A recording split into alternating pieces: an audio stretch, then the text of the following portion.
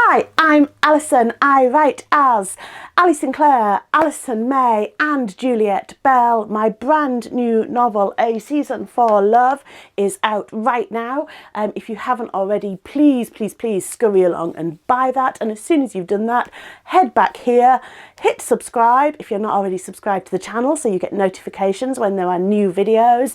I make videos every week about writing, publishing, author life and anything else that takes my fancy.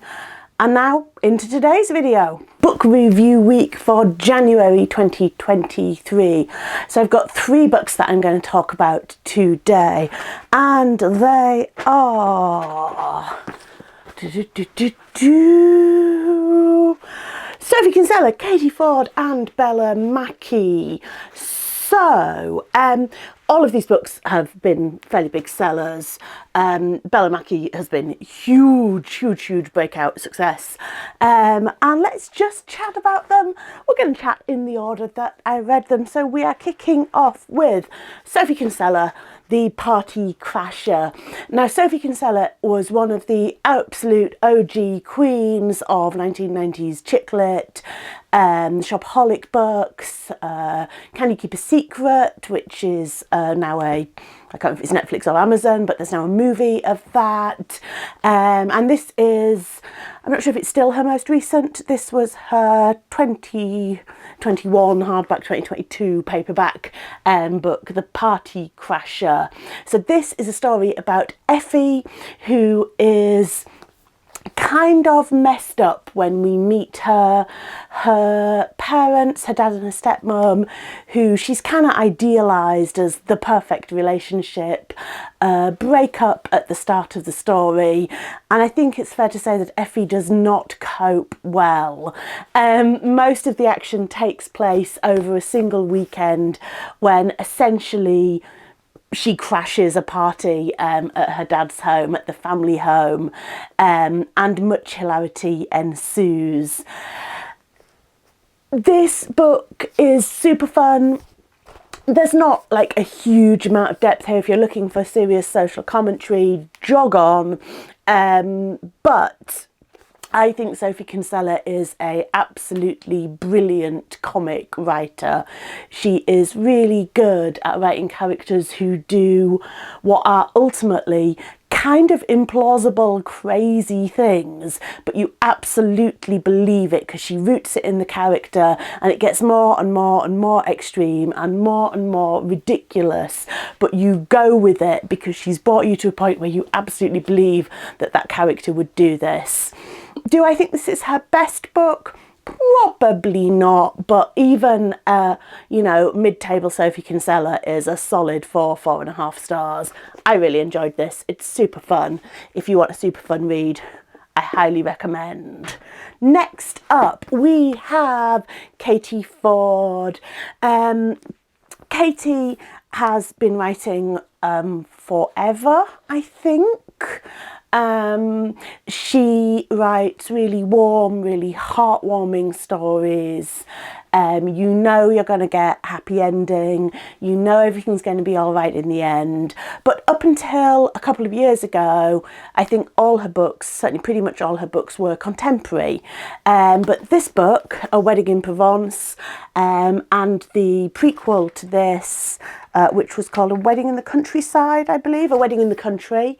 And there's now a new one, I think, just out in hardback that follows on from this, are all set in the 1960s. And I think that has been such a good move for Katie, to branch out, do something a little bit different, but still keep those things that make it a Katie Fforde book. So the warmth, the positivity, the sense of kindness. There's a sense of kindness and a sort of nurture about her stories. And she's kept all of that, and she's moved us into a different time period.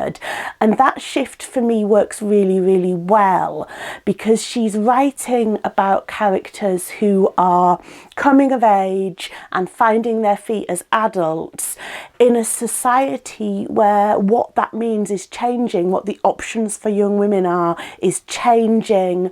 So it's not just that the characters are finding their feet, but the whole society around them is kind of finding its feet as well.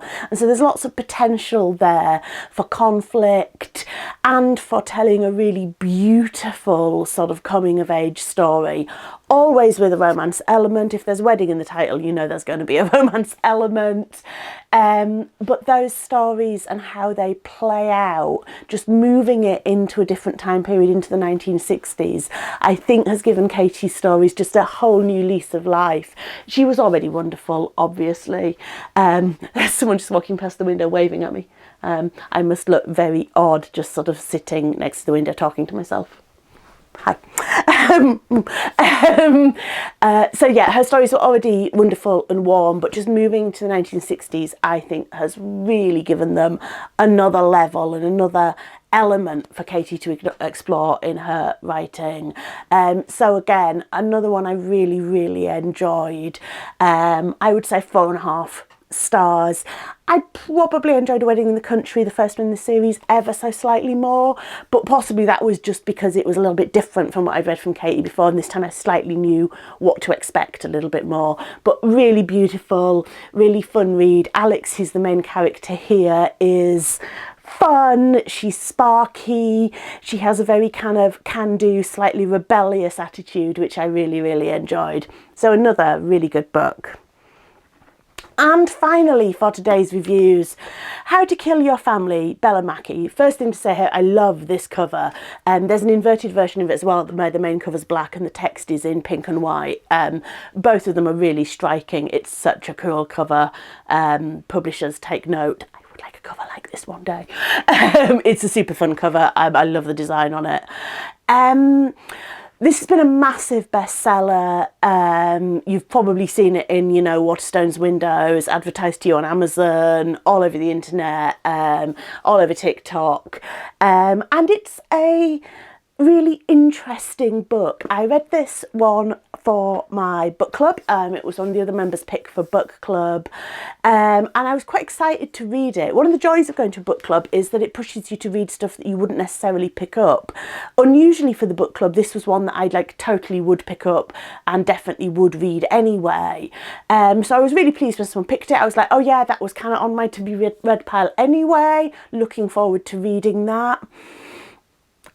And this is tricky because I kind of made a resolution when I decided to start doing book reviews on this channel that I wasn't going to review anything negatively. And so I nearly didn't include this. I ummed and ahed. But I don't think I am reviewing it negatively. I didn't fall in love with it, but I can appreciate the skill in the story, and I think there are some readers that it would really, really appeal to.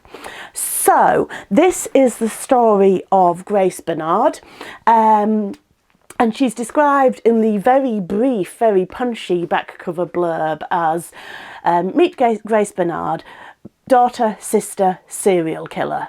Grace has lost everything and she will not stop at nothing to get revenge. And that's kind of the story. When we first meet Grace, she's in prison and she tells us up front that she's killed her family. So we know that this is going to be quite an unusual, quite an interesting character that we're spending the next 350 pages alongside. And there's some really interesting stuff in here. We're inside Grace's head for the vast majority of the story. And I think whether this novel works for you or not is going to come down to whether you engage with that first person point of view. There was another book a few years ago that was a massive hit, Eleanor Oliphant is Completely Fine, which I did really enjoy, but I know a lot of people who read that book and didn't quite get it. It was because of that first person narrative voice, and they didn't quite engage with the voice, and that made the book a bit more like hard work.